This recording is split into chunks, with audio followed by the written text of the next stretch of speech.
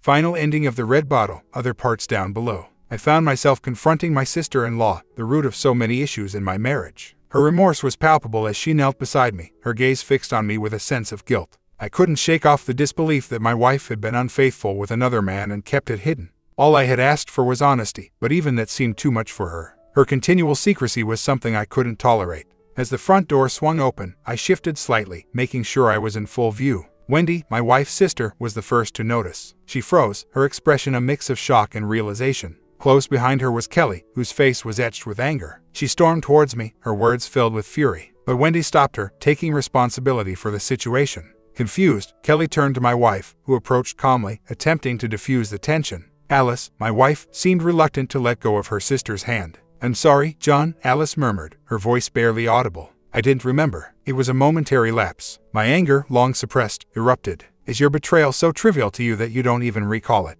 I challenged. Alice stepped in between her sister and me, pleading for a different approach. "This isn't you, John. Please, not like this. You're upset about your sister being near me. That doesn't compare to the pain of your continued deceit," I retorted, reaching past her to hold Alice's wrist. "What will it take for you to make amends for your betrayal?" Wendy intervened, gripping my arm firmly. "Please stop, John. This is wrong. She doesn't deserve this." As I freed my hand, Wendy guided me to the couch, turning to Kelly. "Please, cover him." Then she positioned herself between me and her sister. "What you did was excessive. We both made mistakes, but you went too far. You shouldn't manipulate her emotions like that." "Manipulate her? I just wanted you to understand, to see what will always haunt me. The image of you with that man," I retorted, feeling a mix of emotions as Kelly helped me get dressed. I noticed a flash of surprise in Alice's eyes. "It's not just that. You know she has feelings for you. To lead her on, to make her feel like there's a chance when there isn't, that's cruel." "What are you talking about?" I was genuinely confused. Wendy looked at me with a hint of shock. "Don't you see? She's had feelings for you since she first met you. To make her feel like she has a chance with you when she doesn't, it's not fair." I was taken aback. "I didn't realize. I just thought. You should have told me." Alice was being comforted by her sister, tears streaming down her face. Kelly, always full of surprises, joined in the comforting, hugging her from behind. "I understand," she whispered. Alice's sobbing grew louder, and it seemed to wake up my daughter Jeannie. I heard her cries through the baby monitor and went to tend to her. After changing and calming her, I returned to the living room with her. The atmosphere had changed. They were now whispering together in a huddle. Kelly gently took Jeannie from me, handing her to Wendy. "I'll take care of him," she said, then instructed Alice to call their mother and ask her to come over. Kelly then led me back to our bedroom. She helped me out of my clothes with a light-hearted comment about the convenience of a kilt. I admitted my ignorance of the situation. She reassured me as she undressed, telling me that they all knew I was focused solely on my wife. She then asked me to remove my shirt. As she joined me, her demeanor shifted to a more serious tone. "Remember, we're just here to talk. Nothing more." I nodded in agreement. She lay down beside me, her kiss gentle and caring. "You should have talked to her instead of reacting like that. I thought we were past these issues. I'm just so frustrated," I confessed. I believed she was being honest, and then to find out she was unfaithful again. I keep wondering if she was ever true to me. Kelly's kiss was calming, an attempt to soothe my troubled thoughts. "She loves you. She made a mistake. It's possible she genuinely forgot about what happened. Don't you think? Well, how can she just forget something like that?" I questioned, the anger still simmering within me, even as Kelly's presence provided a comforting counterbalance. It didn't mean anything to her. It was a thoughtless act, not an affair of the heart, she tried to reassure me. Sometimes, actions like that can be devoid of emotion, just a meaningless act. I held her close. "I'm sorry. Sometimes I lose perspective." She hugged me tightly. "I wish I could forget my own past as easily. When I'm with you, it's the only time I can let it go." Her lips met mine in a tender, lingering kiss. "I've done worse things than her, but you still accept and care for me. Can't you extend that understanding to her? The vows we made. It's so painful to think of her breaking them," I admitted. She slipped up for a short time, Kelly said softly. "You've already forgiven her for that period. This was just another part of it. Maybe we should accept that she truly forgot.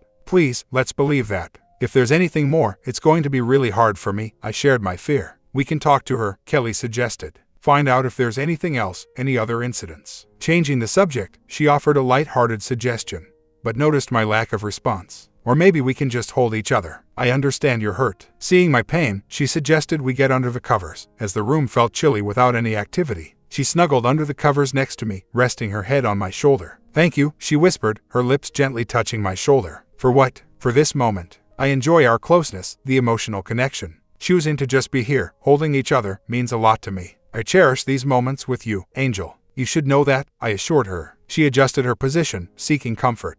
"I'm starting to feel it in my heart." But in my mind, I'm always braced for things to change. I worry it won't last, that I don't deserve this happiness. I feel like I always have to be prepared for the worst. I wrapped my arms around her, holding her close. For now, let your heart lead. I want to hold on to this as long as I can. But you're married, she reminded me. Yes, I love my wife deeply. She's my partner, the mother of my child, I said, stroking her back gently. You have a special place in my life, Kelly. You're important to me, and I care about you deeply. You're a wonderful person, and you deserve happiness. I promise to do everything I can to support you. I want to believe that, she said quietly. You want me to forgive Wendy? Start by forgiving yourself. Allow yourself that kindness. I wish it were that easy, she sighed. It's about making a choice, I encouraged her. Acknowledge the past, but don't let it define you. You're a good person who's made mistakes. It's time to forgive yourself and move forward. I'm trying, she responded, her voice soft. I know. And remember, you're not alone. We're here for you. We're your family now, I reassured her. She nodded in agreement, finding solace in our embrace. We settled into a quiet, comforting silence. I gently stroked her hair and back in a tender, appropriate manner as she drifted to sleep on my chest.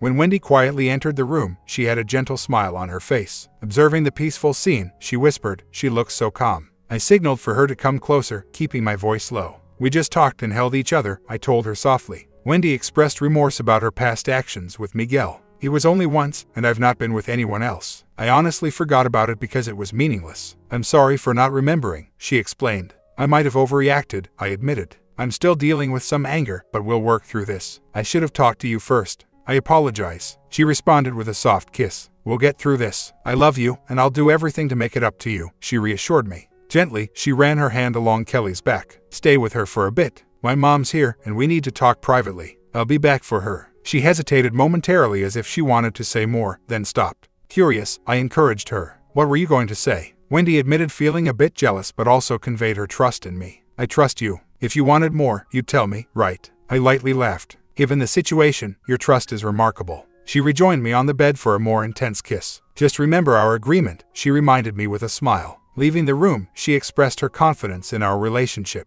I trust you completely. You wouldn't intentionally hurt me. I understand the situation with Alice, and I'm committed to being faithful to you. I felt compelled to ask, though reluctantly, is there anything else from the past few months I should be aware of? She shook her head. I don't believe so, but let's have a thorough talk later. We both need to avoid any further surprises. I nodded in understanding. You should go, or your mom might come looking for us, I suggested. Wendy chuckled. It would be quite a situation if she joined us here. You do attract a lot of excitement, don't you? Hey, I'm not the one who started all this, I defended playfully. No, but you're the one who invited her into our home, she pointed out, a teasing tone in her voice. Do you regret it? I asked gently. Not at all. It might have been one of your better decisions. But I still reserve the right to tease you about it, Wendy replied with a smile, blowing me a kiss before leaving. When Kelly woke up later, she greeted me with a drowsy kiss. The kiss deepened, and we found ourselves wrapped up in each other's arms, lost in the moment.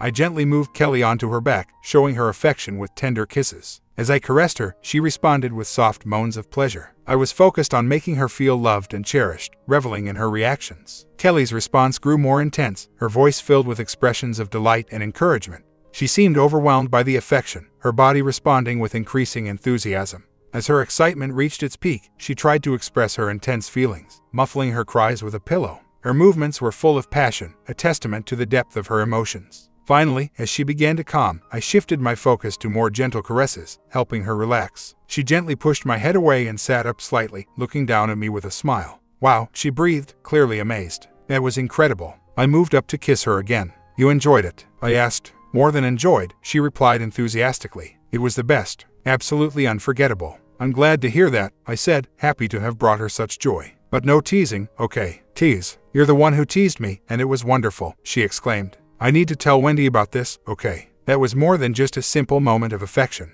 I need to tell her about it, otherwise, I'd feel terrible. The guilt is already setting in, she admitted. Absolutely, we should be open about everything, I agreed. Do you think she might be okay with it happening again? She asked with a hint of mischief. I chuckled and hugged her. We can always ask her, I suggested playfully. Kelly seemed lost in thought for a moment. It's been quite a day, she murmured. She glanced outside, noticing the fading light. How long have we been here? A few hours, I replied. Did my mom come over? She inquired, climbing over me playfully. Yes, they're having a discussion. Wendy said she would come to get you, I informed her. Kelly gave me a mischievous look. I can imagine you'd be interested in that. You know what I mean, I said with a laugh. She kissed me lightly. Behave. We have to be mindful of our boundaries, she said playfully. but I thought I was your angel." "You are, without a doubt," I assured her. "So, can I stay with you like this a little longer? At least until they need me?" she asked. "Of course, there's nothing else I'd prefer," I responded warmly. She teased me again. "Are you getting bored of just holding me?" "I could never get tired of being close to you," I assured her. "But since you offered." With that, we shared a playful, affectionate moment. She was always great at lightening the mood and bringing joy. Eventually, Wendy came to find us. "It's time for you to join us," she said to Kelly. Kelly looked up. "Would you like to join in?" she offered. Wendy responded with a firm shake of her head. "I need to go back and handle the situation with Mom and Alice. Mom's even more upset than any of us. I might need your help to calm her down." "Kelly, let's wrap this up and get ready to join everyone." Kelly playfully prolonged the moment a bit longer to my mock frustration. "Come on, Kelly," I implored, half in jest. She finally gave in, looking at me with a playful grin. After a quick glance at the clock, she teased, "I'll have to tell Mom about your stamina." "Maybe another time," I said, trying to redirect the focus. "We've got guests, remember?" She pretended to sulk. "But I'm your angel, right?" I couldn't help but laugh, pulling her into a hug. "Absolutely, my little angel. Let's get ready to face everyone." She hopped up and chose a yellow sundress from Wendy's closet. "How's this?" I raised an eyebrow. "Don't you think you should wear something underneath?" "Nope, I'm feeling adventurous tonight," she replied, heading to the bathroom.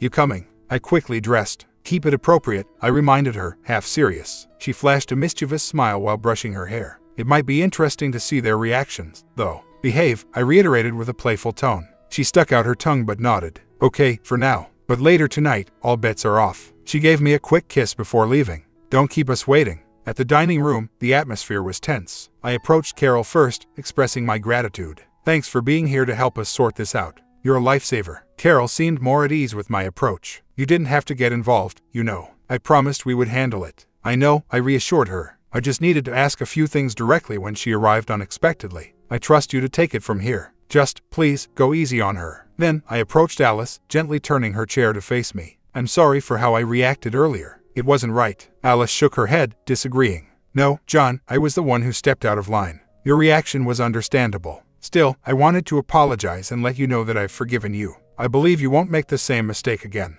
She nodded emphatically. "I promise I won't." I gave her a reassuring kiss on the forehead. "We're in this together. You're part of the family, and we care about you." Grateful, she hugged me tightly, whispering her thanks. Feeling that I had done what I could, I addressed the group. "I'm off to pick up a Christmas tree. Shouldn't be long. Just make sure it's not too big this time," Wendy reminded me with a smile. "Got it," I chuckled, remembering the previous year's overly ambitious choice. I gave Kelly a quick kiss and then turned to Wendy, whispering a playful promise for later. Her mother lightly teased us about staying focused on the task ahead. Choosing the right Christmas tree took a bit of time. I finally settled on a 7-foot blue spruce, despite one noticeable gap in its branches. As I loaded it up, I wondered briefly about any potential hazards for babies around live trees, like the risk of pine needles. Driving back, I reflected on the recent upheaval in my life, the joy of fatherhood, the challenges in my marriage, the unexpected addition of a young houseguest, and the evolving relationship with my mother-in-law. Life had certainly become more complex and unpredictable. I found myself at Ted's, a local bar I visited occasionally, mostly for watching sports events I couldn't catch on TV, MMA, boxing, the occasional blackout football game, or March Madness. I'm not obsessed with sports, but they're a good pastime.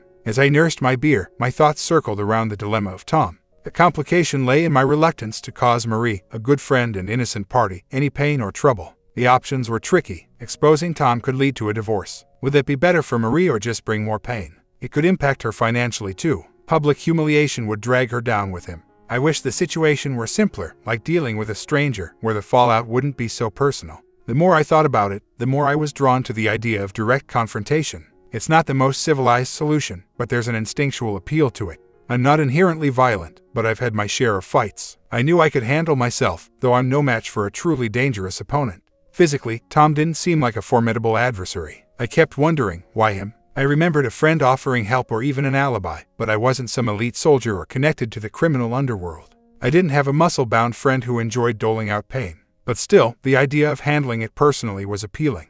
My initial plan of using a taser, abducting him, and giving him a rough time was ironically preempted by my own wife's actions. Now, the thought of a dark alley and teaching Tom a lesson with a blunt object seemed fitting. Targeting a certain area would be symbolic, but perhaps too revealing. Who else would have such a specific grudge? It was a tough call, a moral and ethical puzzle I wasn't sure how to solve.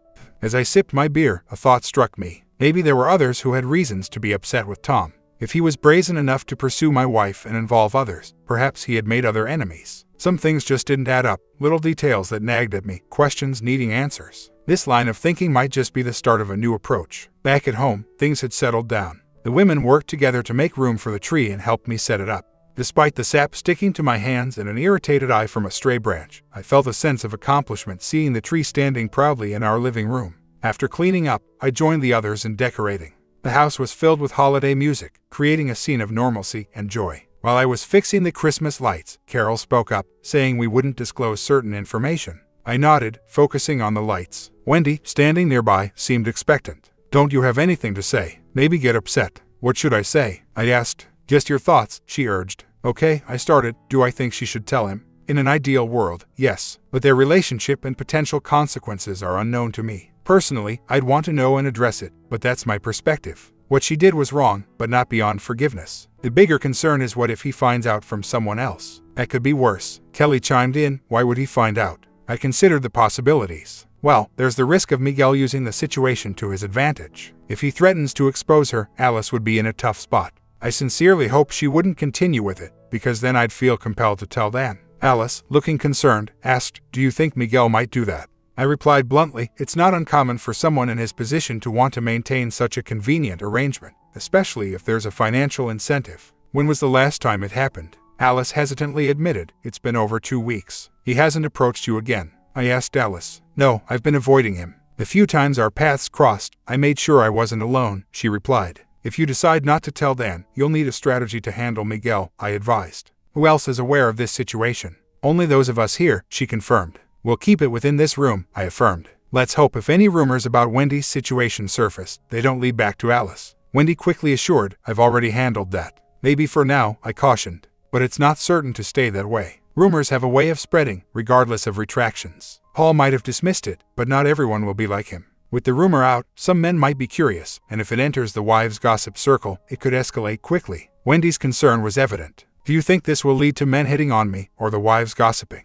It's likely, I said bluntly. Some might think if you were involved with Tom or Gerard, you might be open to others. That's just how rumors work. Carol interjected, John, there's no need to be harsh. I smiled as the lights finally worked. I'm just being realistic. Once a reputation is questioned, it's hard to restore. Tom and the others might deny the rumors, but who knows how far they've already spread. Wendy looked distressed and sat down. I should have listened to you earlier. This is becoming a mess. I joined her, offering support. The hardest part, between us, is resolved. Now, we just need to manage the aftermath. How? She asked. We stay strong and consistent in our behavior. You need to firmly reject any inappropriate advances and let me know if anyone persists. Avoid the 3 responsible for this and make it clear to them they're not welcome in your life. Be cautious about being alone with any man. Over time, the rumors should fade and things might return to normal, except with those 3. We might also need to reconsider your friendship with Marie, given the circumstances. Walking away from Marie. But she's my best friend, Wendy exclaimed. It's a tough decision, but it might be necessary, I said.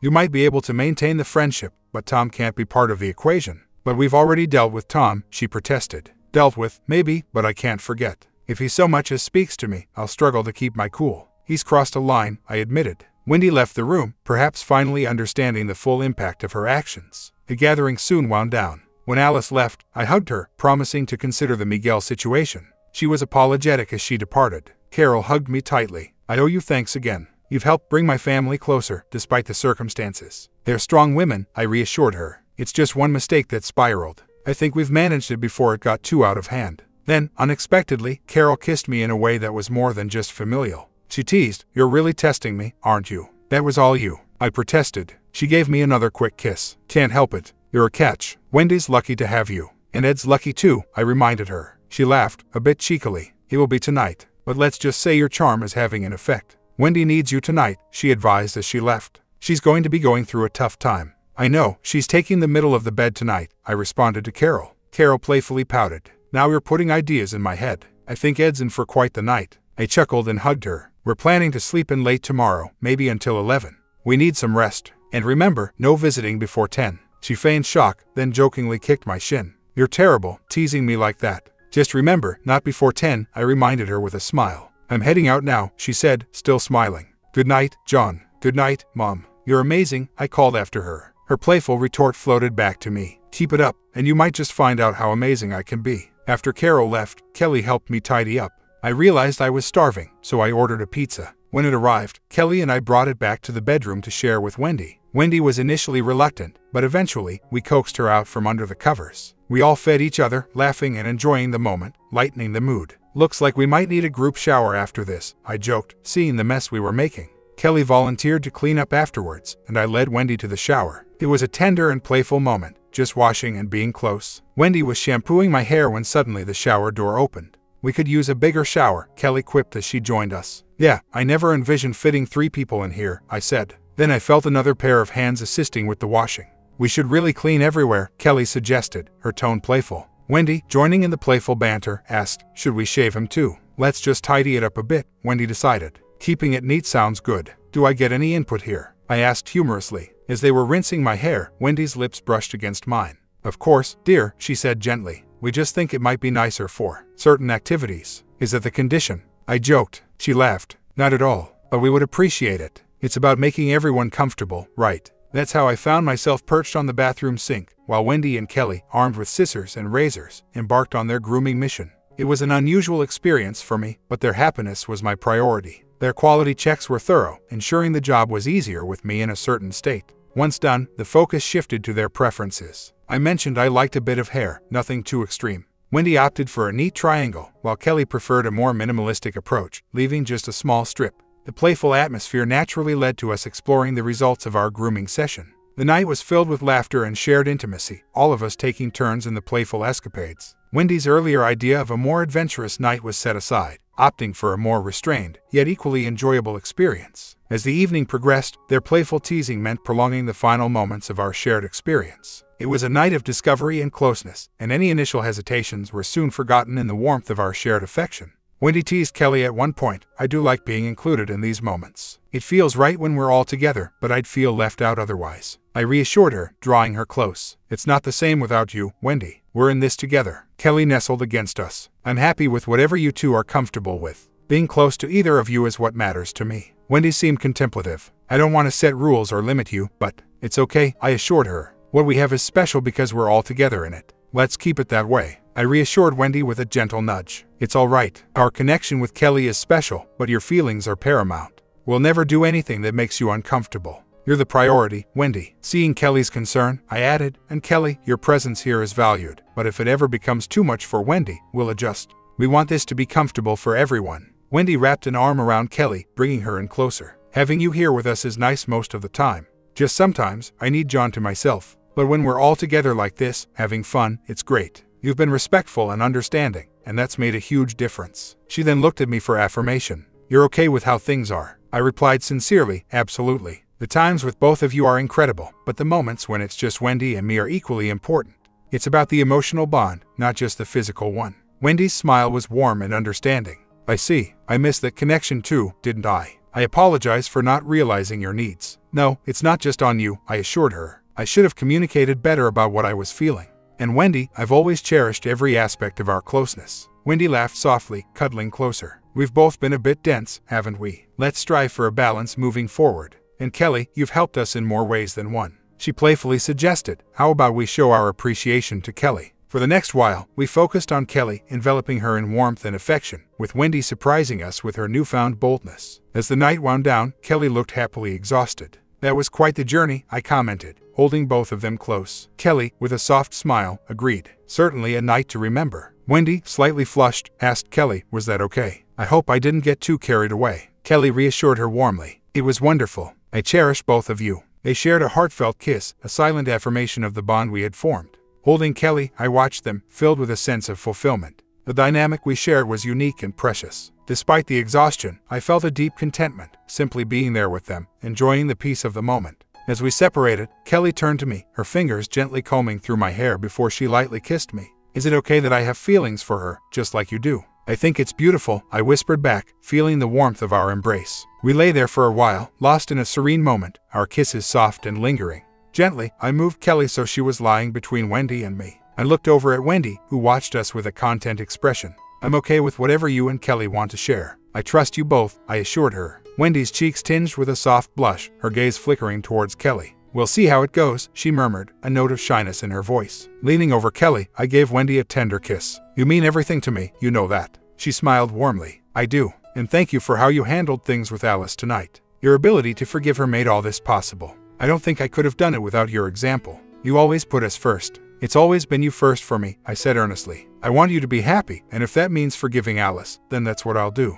But it doesn't mean I've forgotten what happened." Wendy looked at me, a trace of surprise in her eyes. "You would have really taken it that far. If it weren't for her being your sister, yes. Our marriage is the most important thing to me. Anyone who threatens that is a problem," I admitted, feeling a hint of my earlier anger. Kelly, who I thought had been dozing, piped up nervously. "I would never do anything to hurt what you two have." I reassured her with a gentle touch to her face and a soft kiss. "I know, Kelly. You've been a positive force for us, bringing us closer. That means the world to me." She relaxed at my words, snuggling closer to Wendy, nestling her head comfortably. I moved in, wrapping myself around her, forming a cozy embrace. She pressed back against me, a contented sigh escaping her lips. Wendy, drifting towards sleep, rested her chin on Kelly's head. I reached out, needing to touch her, to feel the connection between us all. It felt right, natural, despite how unconventional it might seem to others. From Wendy came a faint whisper, "Love you." "I know, baby," I replied softly, feeling a profound sense of belonging and love in that moment. Waking up, I found myself in an entanglement of warmth and affection.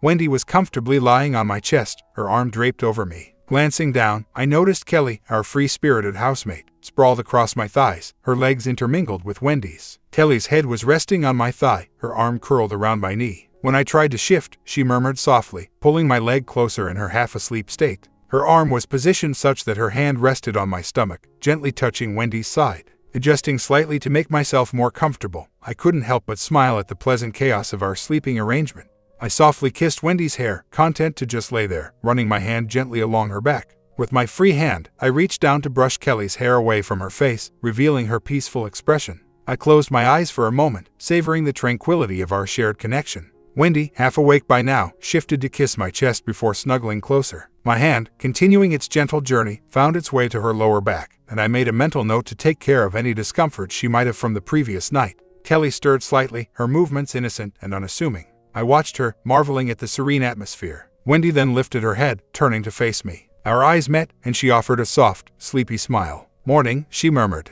"Morning, love you," I whispered back, my heart full in that quiet, intimate moment. She moved closer, bringing her face near mine, and gently pressed her lips to mine, a gesture I warmly reciprocated. "I can tell why you're smiling," she said playfully, her voice drowsy. "Our friend must be up to something." "Let's keep quiet," I whispered. "I think she might still be sleeping." Wendy smiled slyly. "Really?" she murmured. I nodded. "She's been still for a while now. Maybe she's lost in a dream." "What are your plans for today?" she asked softly, her kisses landing lightly on my chin. "Just to spend the morning here with you. No other plans, although we should probably start looking for a car for Kelly soon. Today might be a good day for that." Our hushed voices created an intimate atmosphere, our faces inches apart. "You really care about her, don't you?" Wendy observed. "Yes, I do. She's kind and generous. It's hard to imagine how she ended up in such a tough situation. I feel a strong need to help her, to change the path she was on. But it's not romantic love, if that's your concern." She shook her head. "No, I see the difference. You'll be a wonderful father someday." Her comment seemed out of place, but I didn't dwell on it. "I know you care for her too." Wendy nodded gently. "My feelings are a bit different. I keep thinking about how she's helped us reconnect, instead of driving us apart. From the moment she opened up to me, sharing her pain and making me realize my own mistakes, to the day we spent together, she's made a significant impact. We need to support her, and I hope you'll join me in that." I gave her a tender kiss. "Of course, I feel the same way." Wendy snuggled closer, her eyes closing. "Thank you," she whispered. As I lay there, half awake, I noticed a shift in the room. Kelly seemed to be stirring, her movements gentle and cautious. I felt a wave of affection and concern for both of them, my mind filled with thoughts of how we could all support each other. I had anticipated more, but instead, she gently climbed up the bed, positioning herself opposite Wendy. Resting her head on my shoulder, she remained silent, thoughtfully pulling the sheet, which was loosely draped, over us. She then snuggled in closely. I wrapped my arm around her, offering a comforting embrace. Meanwhile, Wendy lay almost at an angle to me, her gaze still fixed in my direction. In a tender gesture, Kelly leaned forward and planted a soft kiss on Wendy's forehead, followed by a gentle peck on the nose, and finally, a delicate kiss on the lips. This moment of affection caused me to let out a soft, involuntary moan. Although I couldn't see their faces, the warmth of their interaction was palpable, and I sensed Wendy's gradual awakening. "Can I take care of him?" Kelly's voice was sleepy but filled with a caring tone. "That would be nice," came Wendy's soft reply. "You too." Kelly's voice was a whisper. After a moment of hesitation, Wendy responded with a gentle, "I'd like that." Kelly then sat up briefly, giving me a quick, affectionate kiss. "You two relax, I'll handle everything, okay?" she said reassuringly. I simply nodded in agreement. Under the coziness of the sheets, Kelly's caring touch was evident.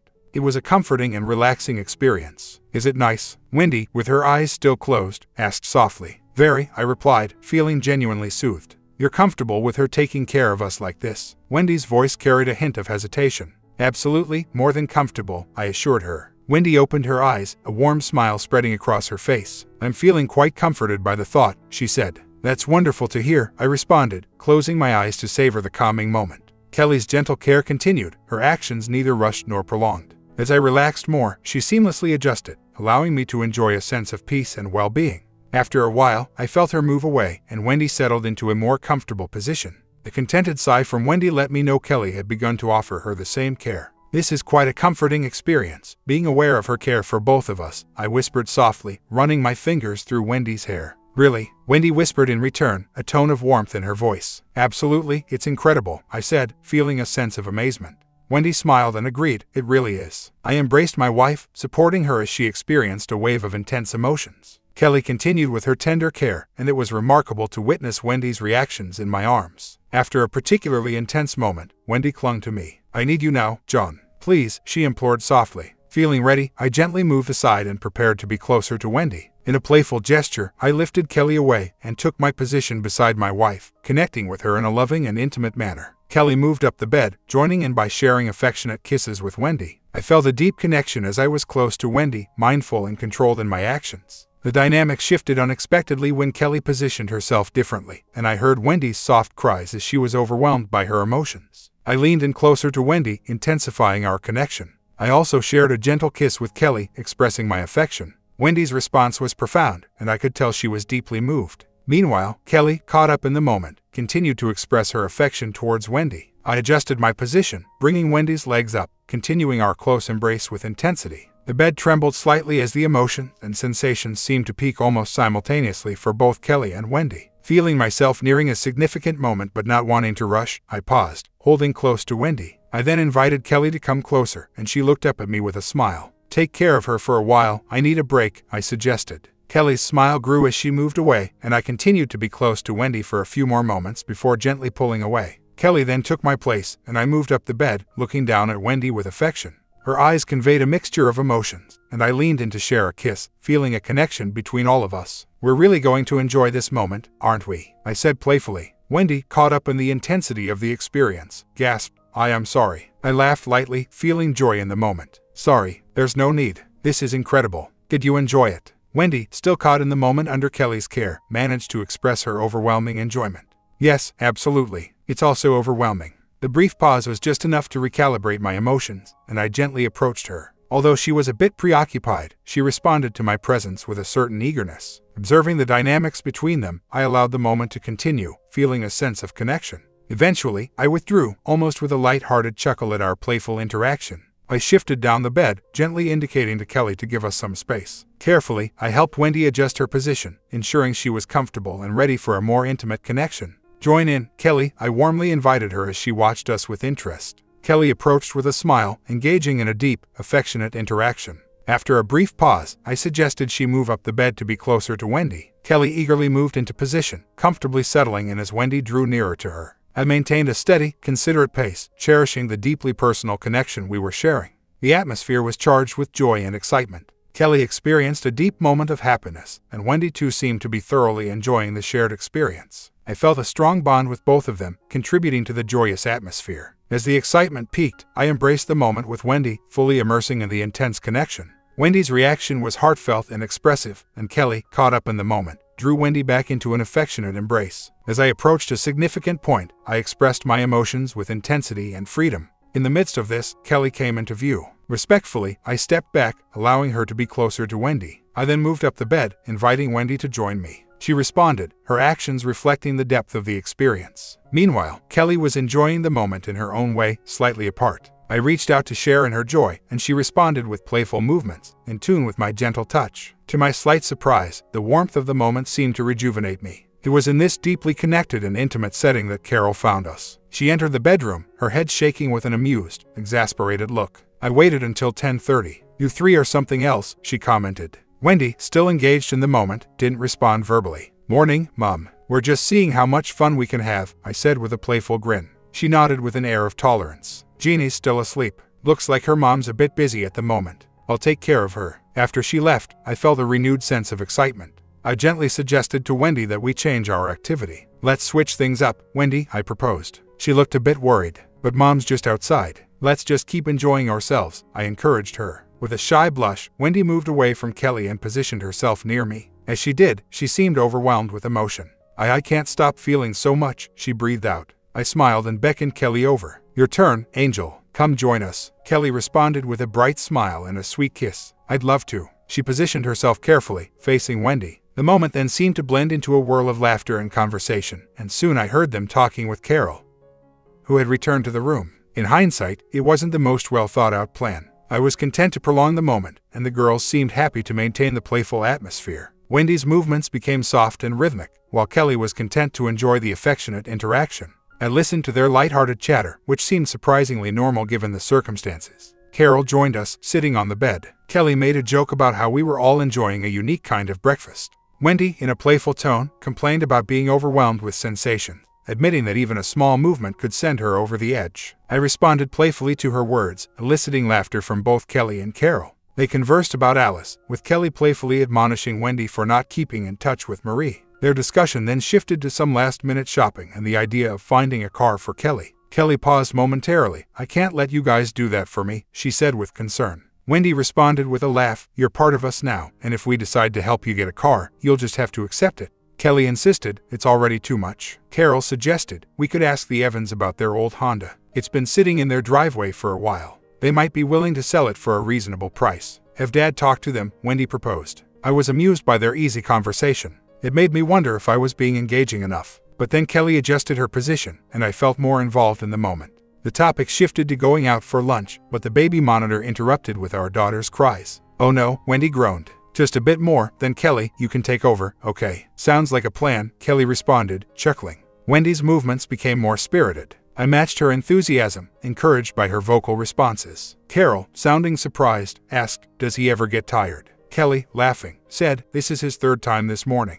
He's quite resilient." I didn't correct her, considering Wendy's lively response. I reciprocated with equal vigor, pleased by her expressive reactions. Shortly, the cool air signaled Wendy's departure, and Kelly took her place. The change allowed me a bit more comfort. I realized I wasn't as focused on Kelly as I could be, but I was quite preoccupied. The baby's cries stopped, and Wendy remarked, "They really have a special bond, don't they?" Carol replied with a laugh, "I wouldn't exactly call it cute, but there's certainly something there. Are you sure this is okay with you?" "No, I'm not worried. I know they both care about me a lot, more than they do about each other." "That's pretty amazing, right?" Wendy responded confidently. I knew this was true for me, but I wondered about Kelly. Suddenly, Kelly seemed intent on bringing our playful moment to a close. She was determined, and it wasn't long before I was overwhelmed by the intensity of the moment. Afterwards, Kelly moved away, and I lay there feeling completely spent, as exhausted as I had hoped Wendy would be. I needed to catch my breath, feeling as if I could sleep for another whole night. Lifting my head, I saw Wendy tenderly feeding our daughter, looking over at me with love in her eyes. Kelly stood behind her, embracing her. Kelly caught my eye, shared a knowing smile, and then rested her head on Wendy's shoulder. Turning to Carol, who was sitting nearby in a relaxed state, I noticed her cheerful grin.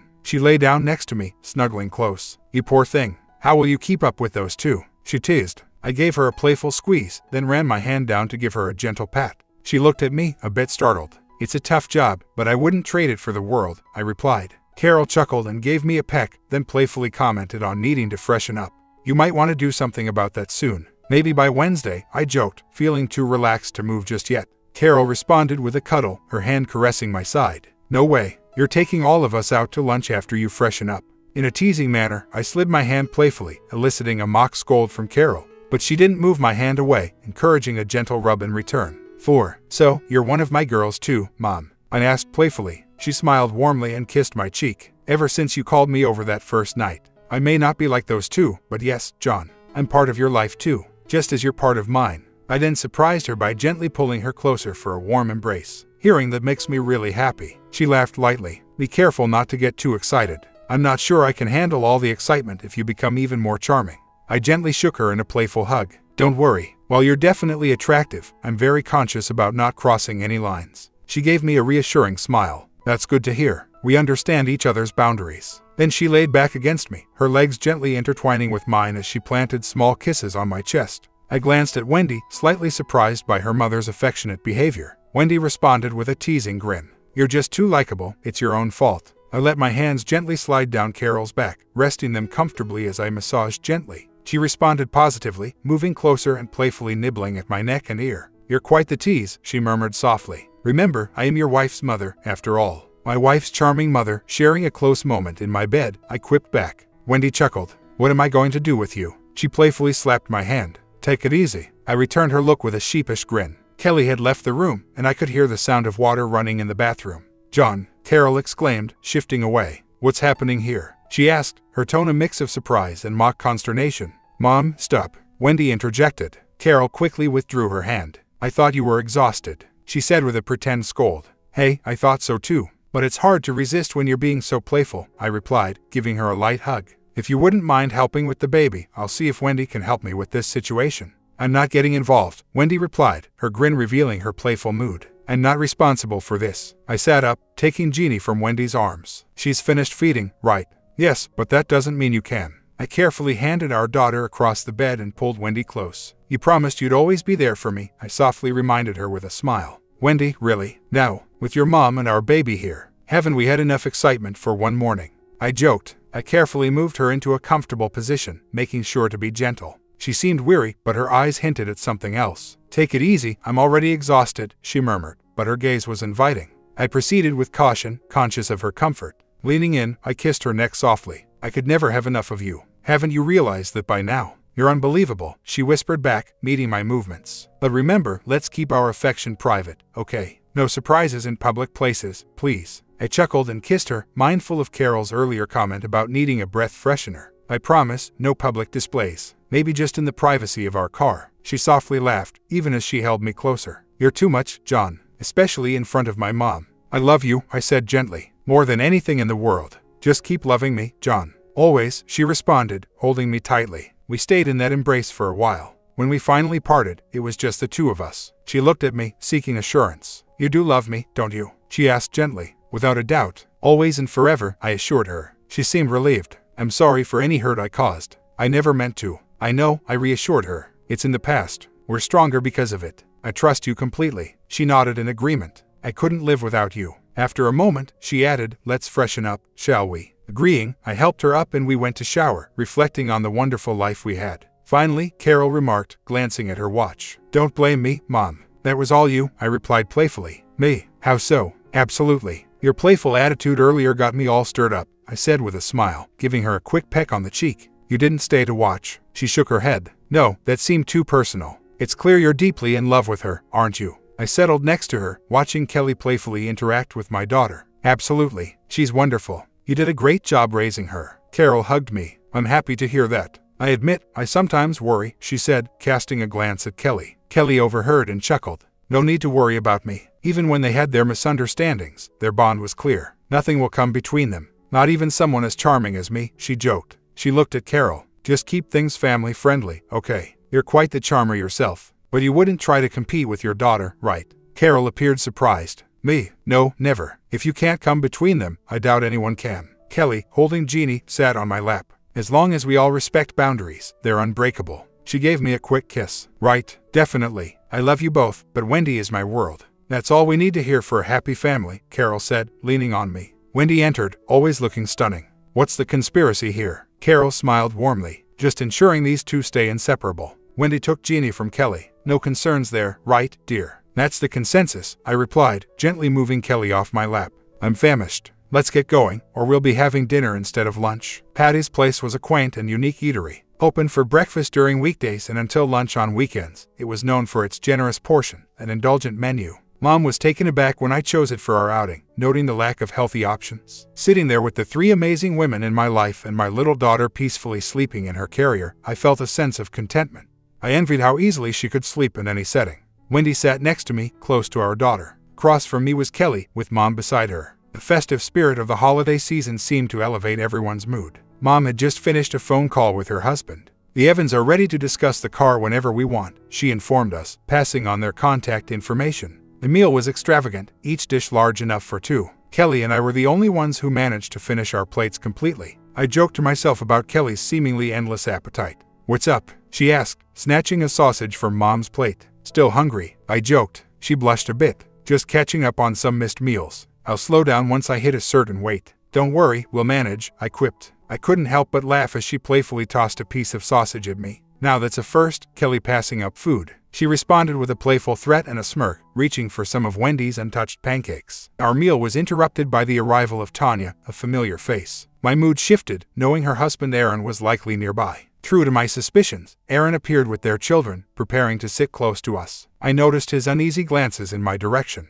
To my surprise, after settling his kids, Aaron approached me. "John, could I have a word with you outside?" he asked. I felt a surge of anger towards him, but I composed myself and nodded. "I'll be right back," I told the others. We stepped outside and walked a bit further down to a quieter spot. I could see Aaron gathering his thoughts. He faced me, and I assessed him. He was a large man, around 6'3", probably 220 pounds, with a solid build. His deep black skin had a striking blue-black hue. I could understand his appeal, and I braced myself for the conversation. "I need to apologize to you," he began. "I made a terrible mistake." I stayed silent, unsure of how much he thought I knew. "I crossed a line with Wendy," he continued, his voice shaky. "It was a huge mistake, and I was drunk, but that's no excuse." "You were involved with her?" I probed, seeking clarity. He quickly shook his head. "No, nothing like that. But what I did was still wrong.